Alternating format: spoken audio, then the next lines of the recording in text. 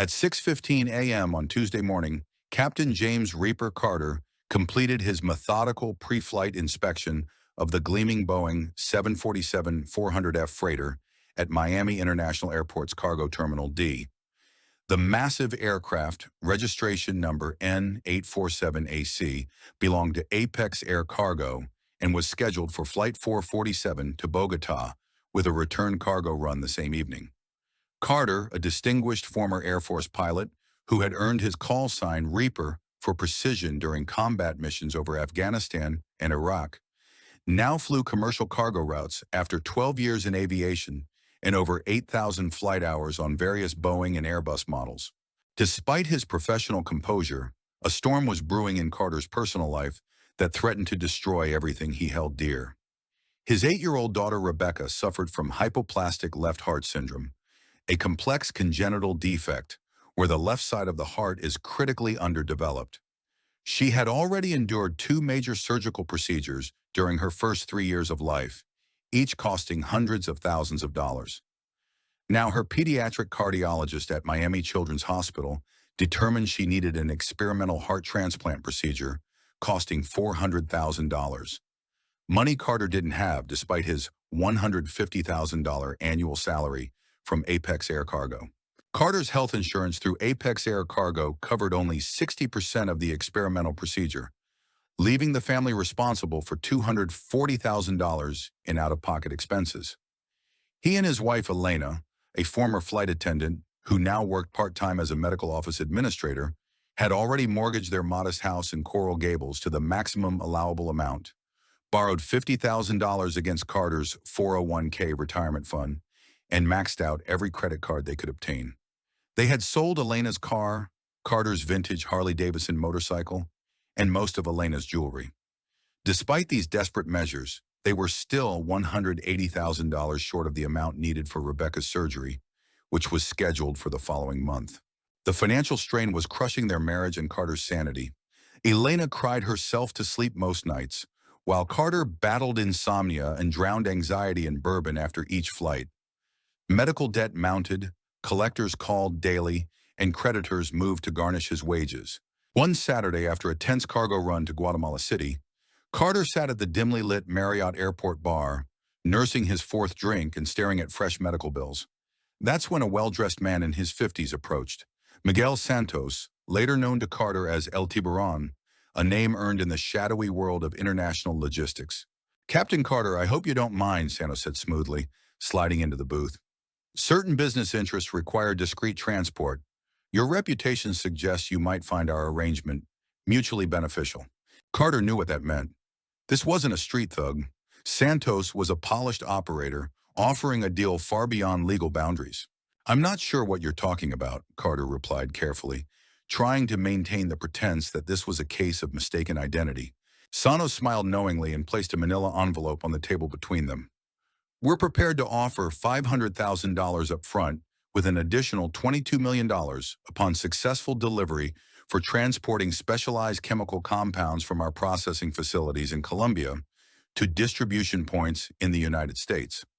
The cargo would be stored using advanced concealment methods that make detection by law enforcement virtually impossible." Carter's pulse quickened as he processed the numbers.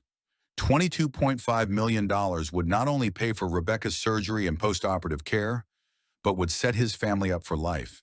They could pay off all their debts, buy a larger house in a better neighborhood, establish college funds for Rebecca and any future children, and Carter could potentially retire from flying altogether if he chose.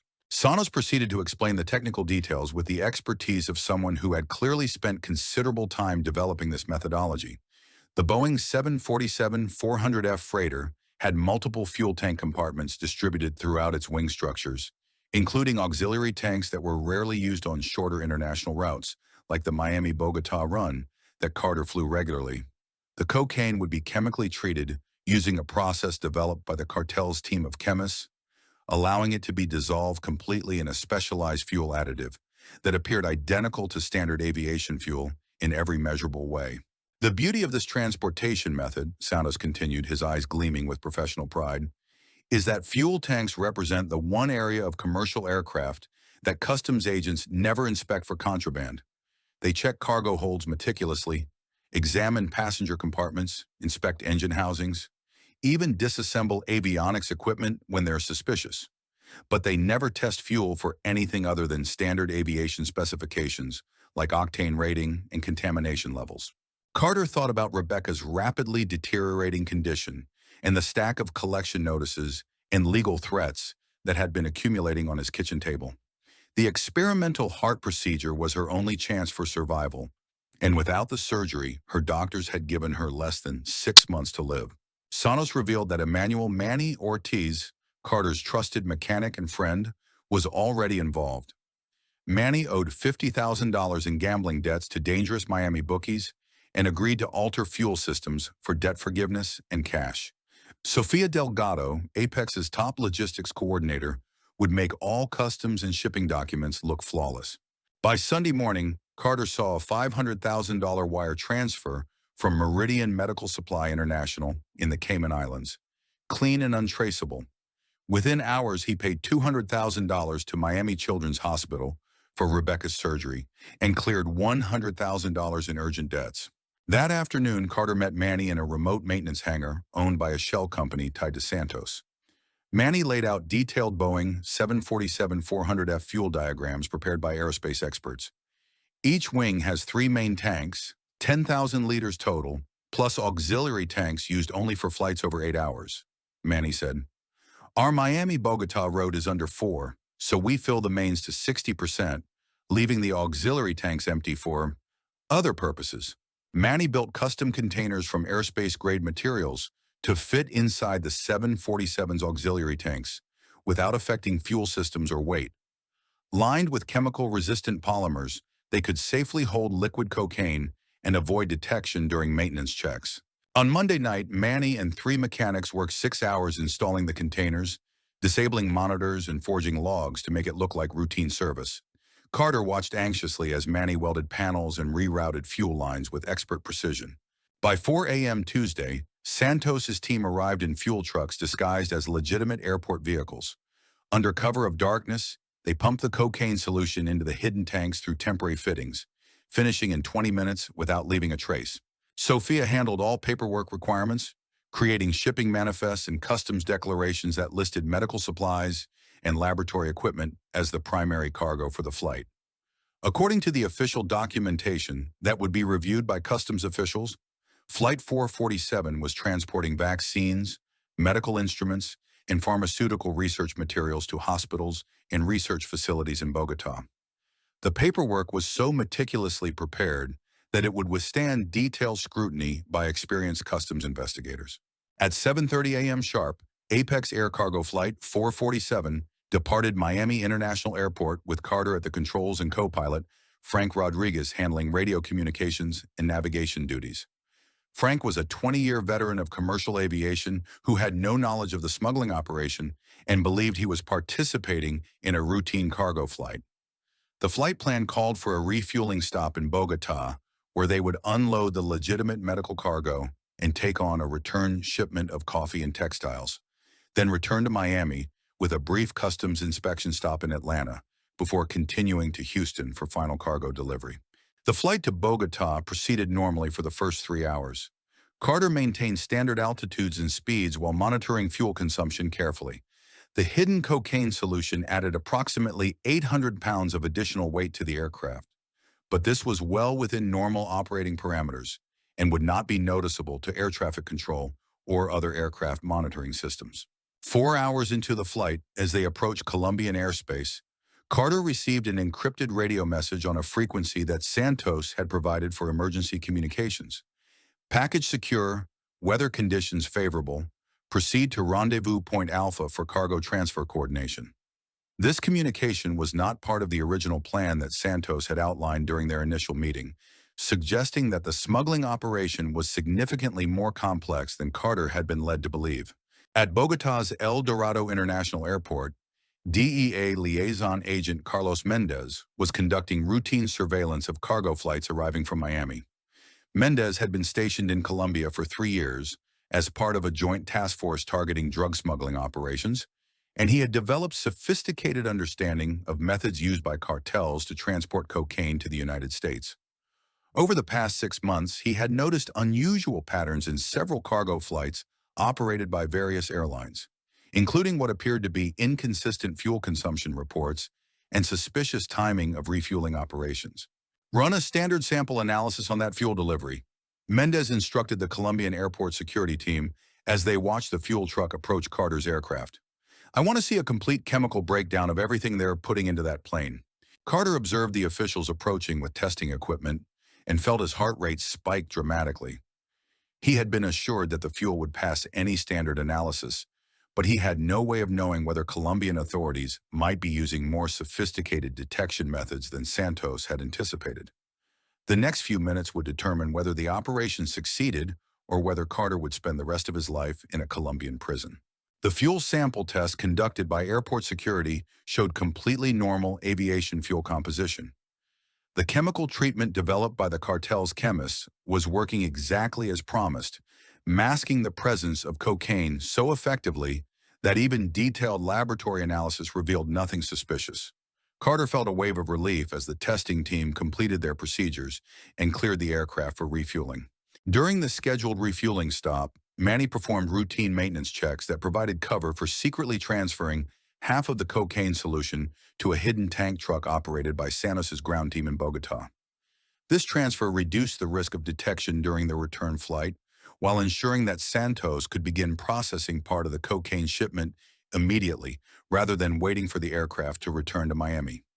The operation was conducted with military precision, and the tank truck disappeared into Bogota's industrial district within minutes of completing the transfer. However, unknown to Carter, a deadly double-cross was unfolding that would completely change the operation's outcome. During the return flight preparation, Sofia contacted Carter through encrypted communication with devastating news that would shatter his understanding of the entire situation. "Captain, there's been a significant change in our operational plans," Sofia said urgently, her voice carrying a level of stress that Carter had never heard before. "Manny and I have been working with a different organization than the one Miguel Santos represents.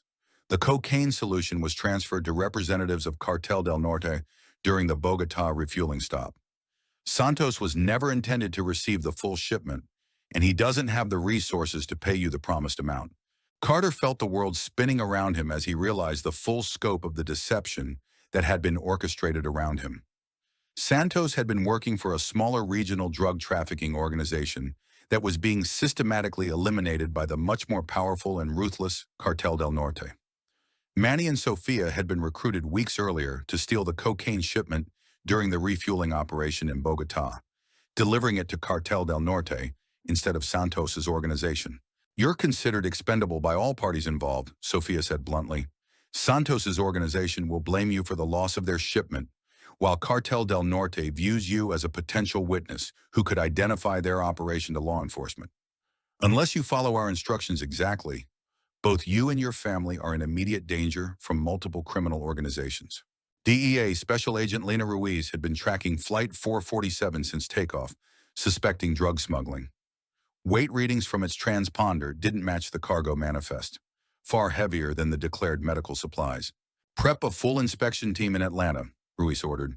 "Dogs, chemical kits, the works. Something's off." At 30,000 feet, Carter received an encrypted message from Santos. "Skip Atlanta. Head to Houston. New instructions coming." Carter knew diverting would trigger FAA alarms. Flight plans aren't optional.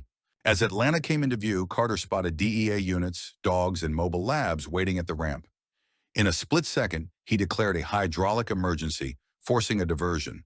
The move bought him 20 precious minutes and a chance to figure out his next move. At Atlanta's secondary cargo airfield, Carter discovered the full extent of his betrayal. Manny was waiting near a fuel truck with several armed men who were obviously not legitimate airport employees. Their clothing, weapons, and tactical positioning identified them as professional enforcers working for one of the cartels involved in the operation. Sofia emerged from the aircraft's cargo hold carrying a 9mm pistol and accompanied by 2 additional armed men. Her transformation from trusted logistics coordinator to armed criminal was so complete that Carter barely recognized her as the same person he had worked with for years. "The cocaine solution is gone, Captain. Manny announced matter-of-factly as he approached Carter's position near the aircraft. We successfully transferred it to our processing facility during the Bogota stop. You can either cooperate with our organization moving forward, or you can be eliminated as a security liability that poses too great a risk to our operation. Carter's Air Force training in combat and hostage survival kicked in as he sized up the situation. DEA agents closed in from the east, cartel gunmen surrounded his 747, and his only edge was his knowledge of the plane and military instincts. "What exactly do you want?" he asked, stalling. "You'll fly us to Texas," Sophia said, gun leveled.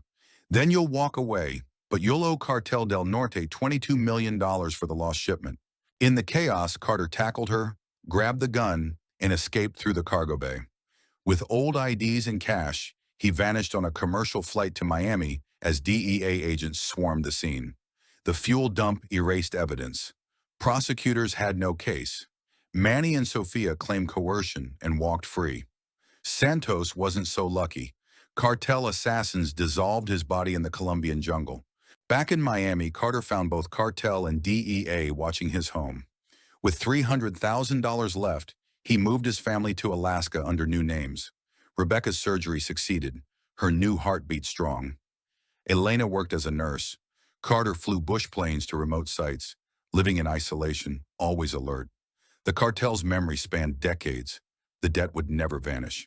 During a frozen emergency landing, he looked at Rebecca's photo. She was safe, alive, because he smuggled cocaine and jet fuel, erasing his old life. But safety was fragile. A phone call, a knock, or a plane overhead could end it all. As rescue snowmobiles neared, Carter recalled that Miami bar and Santos's offer. He'd make the same choice again, though it condemned his family to hiding. He saved his daughter, but bought a lifetime of fear, paying a price that never ends.